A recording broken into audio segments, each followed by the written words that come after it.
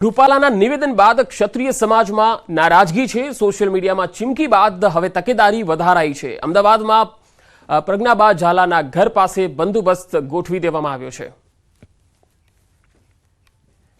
પદ્માબાના ઘર પાસે પોલીસ બંદોબસ્ત ગોઠવવામાં આવ્યો છે, કારણ કે લગાતાર ક્ષત્રિય સમાજમાં જે રીતે રૂપાલાની સામે નિવેદનબાજી અને વિરોધ થઈ રહ્યો છે, કાર્યક્રમો અપાઈ રહ્યા છે, આવેદનો અપાઈ રહ્યા છે, તેને જોતા હાલ પોલીસ બંદોબસ્ત ગોઠવવામાં આવ્યો છે। સોશિયલ મીડિયામાં પણ જે રીતે ચીમકી અપાઈ રહી છે તેને જોતા તકેદારી વધારાઈ છે।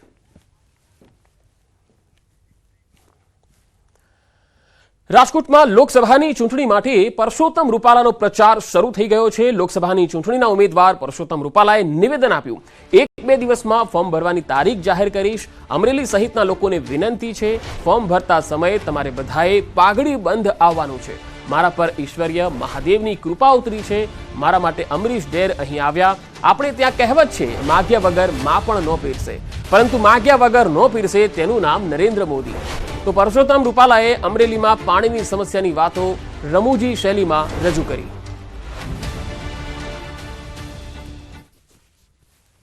ફોર્મ ભરવાની તારીખ આપું તો તમારે બધા પાઘડી બંધ આવવાનું છે।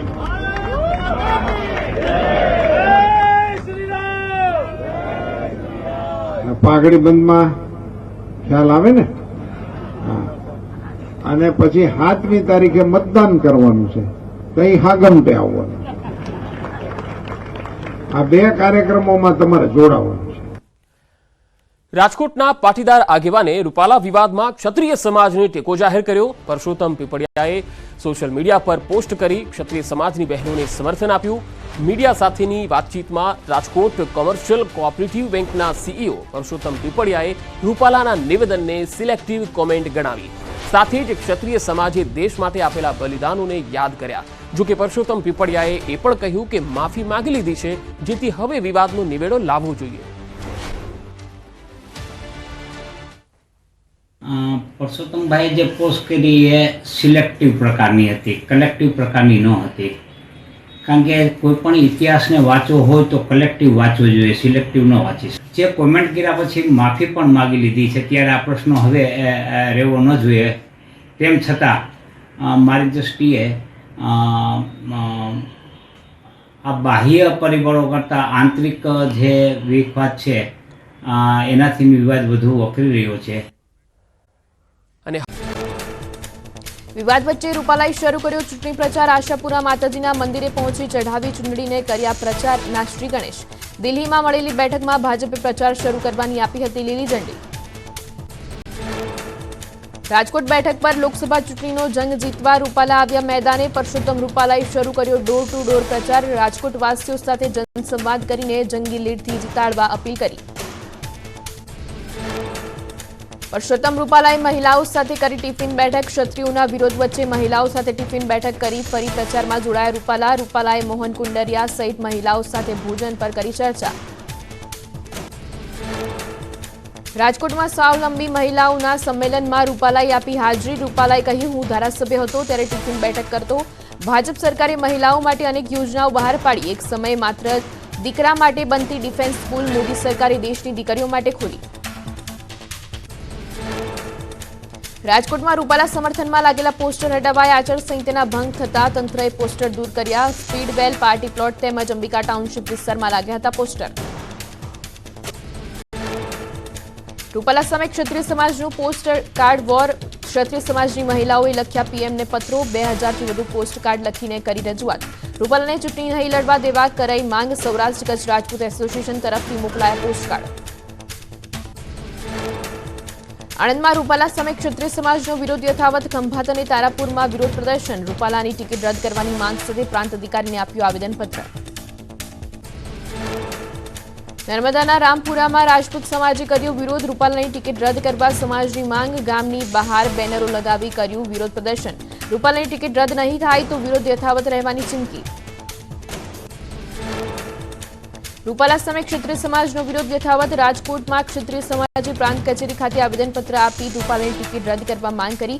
માંગ નહીં સંતોષાય તો ક્ષત્રિય સમાજના આગેવાનોએ પોતાના પદ પરથી રાજીનામાની આપી ચીમકી। રૂપાલા સામે ક્ષત્રિય સમાજની નારાજગી યથાવત। મહેસાણામાં કટોસણ ગામમાં રૂપાલા વિરુદ્ધ લાગ્યા બેનરો. રૂપાલાને ટિકિટ રદ ન થાય ત્યાં સુધી ભાજપના કાર્યકરોએ ગામમાં ન પ્રવેશવાના લખાણો લખાયા. રૂપાલાના વિરોધમાં 7 એપ્રિલે ધંધુકામાં ક્ષત્રિય સમાજનું યોજાશે મહાસંમેલન. કરણી સેનાના રાષ્ટ્રીય અધ્યક્ષ મહિપાલસિંહ મકરણા રહેશે હાજર. અંદાજે 5000થી વધુ ક્ષત્રિય સમાજના લોકો સંમેલનમાં આપશે હાજરી. રૂપાલાના ક્ષત્રિય સમાજ વચ્ચેનો વિવાદ યથાવત. રૂપાલાના પ્રચાર પર બોલ્યા રાજપૂત સંકલન સમિતિના મુખ્ય સંયોજક રમજુબા જાડેજાએ કહ્યું, ઉમેદવારના પ્રચારથી અમને ફેર નથી પડતો. ક્ષત્રિય સમાજના કાર્યક્રમો અને માંગ યથાવત છે. રમજુબા જાડેજાએ કહ્યું, ક્ષત્રિય સમાજમાં કોઈ ફાંટા નથી. જે વ્યક્તિગત રીતે પક્ષ સાથે જોડાયેલા હોય તે ઠંડા પડી શકે. ગોંડલમાં જે થયું તે બાદ પ્રતિક્રિયા બધાએ જોઈ. ક્ષત્રિય સમાજને બ્રહ્મ સમાજ અને નાઈ સમાજનું સમર્થન. રૂપાલાના નિવેદનને બ્રહ્મ સમાજના આગેવાનોએ વખોડી. કહ્યું, ક્ષત્રિય સમાજના હોત તો રોટી બેટીના વ્યવહાર કોને કરવા પડ્યા હોત તે ખબર પડે. નાઈ સમાજના આગેવાનોએ ક્ષત્રિય સમાજના આંદોલનને ટેકો આપ્યો. કહ્યું, રૂપાલાની ટિકિટ રદ નહીં કરાય તો ક્ષત્રિય સમાજ સાથે આંદોલનમાં જોડાવાની ચીમકી ઉચ્ચારી. રાજકોટના સહકારી અગ્રણી આવ્યા ક્ષત્રિય સમાજના સમર્થનમાં. પુરુષોત્તમ પીપળિયાએ ફેસબુક પોસ્ટ કરી લખ્યું, હું પાટીદાર હોવા છતાં ધર્મ યુદ્ધમાં ક્ષત્રિય સમાજની લાગણીનું સન્માન કરી ક્ષત્રિય સમાજની બહેનોને ટેકો જાહેર કરું છું. રૂપાલાના વિરોધ મામલે સુરેન્દ્રનગરમાં મળી ક્ષત્રિય સમાજની બેઠક. ક્ષત્રિય આગેવાનોએ પાટીદાર સમાજને કરી અપીલ. કહ્યું, રૂપાલા સિવાય અન્ય કોઈ પાટીદાર ઉમેદવાર હશે તો અમે તેને બિનશરતી સમર્થન આપીશું.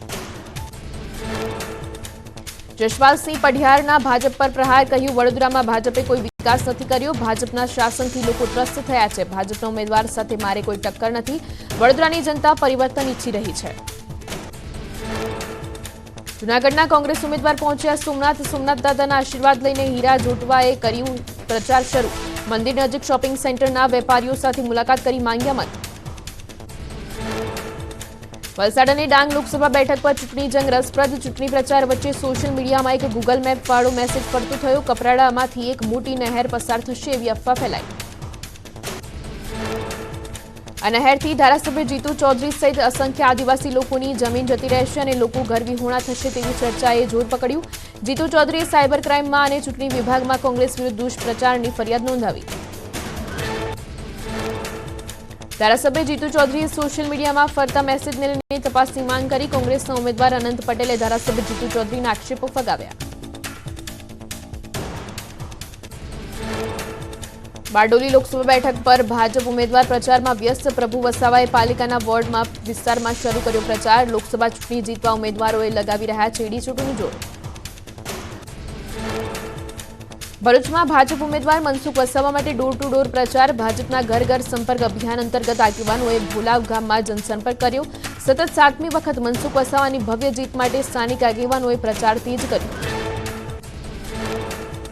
કોંગ્રેસ નેતા અર્જુન રાઠવાએ નારણ રાઠવા પર કર્યા પ્રહાર. કહ્યું, આખી જિંદગી કોંગ્રેસે જેને બધું આપ્યું તે હવે માવો લેવા ભાજપમાં ગયા. કરેલા ખોટા કામથી બચવા માટે ભાજપમાં ગયાનો પણ આક્ષેપ. કોંગ્રેસના ઉમેદવાર ડોક્ટર તુષાર ચૌધરીએ કર્યા પ્રચારના શ્રી ગણેશ. પારંપરિક આદિવાસી નૃત્ય સાથે જનસંવાદ કરવા પહોંચ્યા તુષાર ચૌધરી. ઢોલ વગાડી કાર્યકરો સાથે મત આપવાની કરી અપીલ. યાત્રાધામ અંબાજીમાં ગબ્બરગઢના નવા પગથિયાની પૂજા વિધિમાં આચારસંહિતા ભંગના આક્ષેપ. બનાસકાંઠા જિલ્લા કોંગ્રેસ કાર્યકારી અધ્યક્ષ ડામરજી રાજગોરે આચારસંહિતા ભંગનો આક્ષેપ કર્યો. કલેક્ટર, અધિક કલેક્ટર અને વહીવટદારે નવીન પગથિયાની કરી હતી પૂજા. જિલ્લા ચૂંટણી અધિકારી તરીકે ખુદ કલેક્ટરની હાજરીમાં કેવી રીતે કામગીરી થઈ તેવા સવાલ સાથેનો વિડીયો વાયરલ. જિલ્લા કલેક્ટરે કાર્યક્રમ ચૂંટણી પહેલા જ નક્કી હોવાનું નિવેદન આપ્યું. આચારસંહિતા ભંગના આક્ષેપો ફગાવ્યા.